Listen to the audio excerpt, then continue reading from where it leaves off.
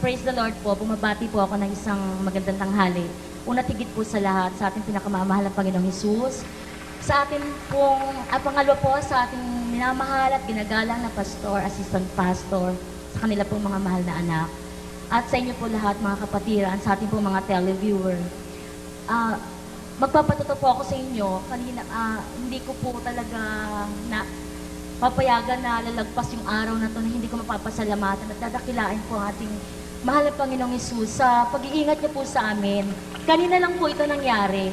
Alam niyo po, tuwing gawain po, magmula po sa aming bahay, dadaan po muna kami sa Fairlane Pastoral House dahil minsan po may kinukuha pong gamit ang beloved husband ko. Ngayon po, kanina po, bali, nakahinto na po kami. Naka-handbrake naman po at lahat po kami, bali nakaupo na po ako, payapa na po ako nakaupo doon habang hinahantay ko po yung beloved husband ko. Mga 10 minutes na po kami na nakahinto. Bali, nararamdaman ko ho, umaandar yung sasakyan. So sabi ko, Jesus name, umaandar yung sasakyan. Pero hindi pa rin po ako sigurado, baka ako nahihilo lang ako. Pero nung naramdaman ko ho na talagang umaandar, ang ginawa ko ho, kasi naka-on ho yung aircon, pinatay ko pero talagang umaandar pa. Ang ginawa ko ho, bumabaho ako para katukin yung beloved husband ko dun sa gate. Dahil ho that time, alam ko nandun lang siya sa may gate. Bali ang nangyari ho, nung lumabas po ako, wala po akong sapatos kasi natataranta na po ako. Nung pagkato ko po sa gate, wala po yung husband ko, nandun po pala sa kaloob-looban.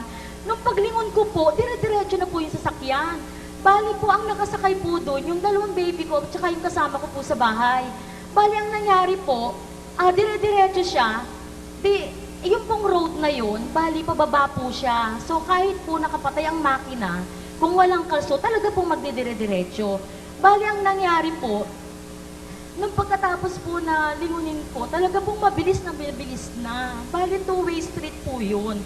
Talaga pong napaka-busy, talagang parot-parito po yung sasakyan. Bali, ang nangyari, dire-diretso, hindi ko na po mahinto, hindi ko na po alam ang gagawin ko. Napakabilis po nung pangyayari. Tapos, ang dami na pong taong nakatingin dahil wala nga pong driver. Yung mga baby ko po, nagsisigawan na.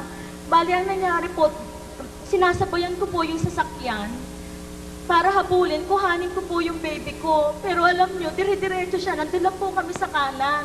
Tabing-tabi po kami, kaya imposible po talaga na mahinto dahil dire-diretso, ang tendency po nung talagang magdire-diretso. Pero alam niyo po, nung talaga pong akala ko, pinikit ko na po yung mata ko, nag-rebuke na po ako, wala na po akong lakas, nakapaalang po ako tumatakbo. Pero alam niyo, sa kabaga na mahal Panginoon, kitang-kita ko po talaga yung manibela na kumakabig sa kaliwa. Bali, ang nangyari po, imposible po talaga. Posible po talaga na gumabig sa kaliwa dahil wala naman pong driver.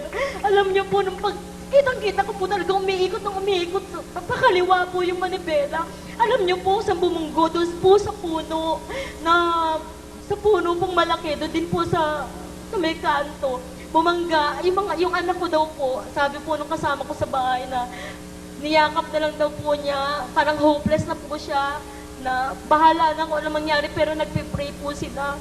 Kaya alam niyo po yung mga tao dun sa labas, pati po sa gate naglabasan po dahil akala nila may driver na walan lang ng preno. Pero hindi po nila alam na talaga pong wala ng driver doon. Mga anak ko na lang po doon. Kaya nagpapasalamat po ako sa ating pinakamamahal ng Panginoong Hesus at sa ating pong pastor, assistant pastor, nandyan araw-araw at gabi pong nananalangin para po sa ating lahat. Ngayon hindi po, sa mga pagkukulang po natin, imposible po talaga na maligtas kami. Bubunggoy na po talaga kami. Salamat po sa ating pinamamahal ng Panginoong Hesus. Hallelujah. Amen. Hallelujah. Glory to Jesus. At nagpapasalamat rin po ako sa mga pagpapala po natin mahal ng Panginoong Hesus. Sa ating tahanan na tinitiran ngayon, lahat-lahat po provided po ng mahal ng Panginoon na at ginagamit po ating minamahal na pastor, assistant pastor sa pribilehiyo po niya na amin na matatamasa bilang isang asawa po din sa manggagawa. Maraming pong salamat at pinagpapasalamat ko din po pagpapala po niya na yung po dental clinic ko na bali po naglaylo po ako dyan dahil nagkasakit po ako for 2 years. Ang headache ko po, hindi po ako makapagtrabaho niyan. Pero sa kahabagan po ng mahal Panginoon, ngayon na-restore ko na po. Bali sa Taguig po, sa Novaliches, meron po akong dental clinic na talaga pong pagpapala ng mahal ng Panginoon. At sa lahat-lahat po, patuloy na pag-iingat na sa amin. At lahat po ng aming natatamasa sa aming pamumuhay sa ngayon. Maraming pong salamat at lahat po ng papupuli pa pasalamat. Tanging sa ating pong pinakamamahal ng Panginoon Jesus lang.